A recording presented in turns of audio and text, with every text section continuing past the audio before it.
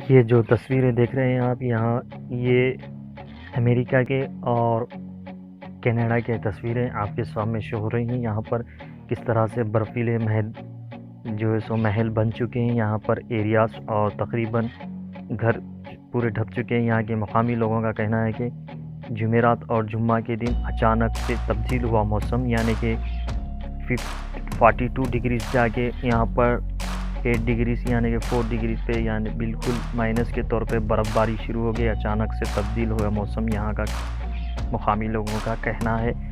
तो इंतहाई ज़्यादा अबतर हाल हो चुका है। यहाँ पे देख सकते हैं किस तरह से रोडें और कारें, मकानात और साथ ही साथ बारिश का भी सिलसिला चल रहा है वक्फे से। तो ये आपको अमेरिका और कनाडा की तस्वीरें मैं आपको ये बताऊं। तो ये वीडियो पसंद आए तो लाइक कर लीजिए, नए हैं तो चैनल को सब्सक्राइब कर लीजिए।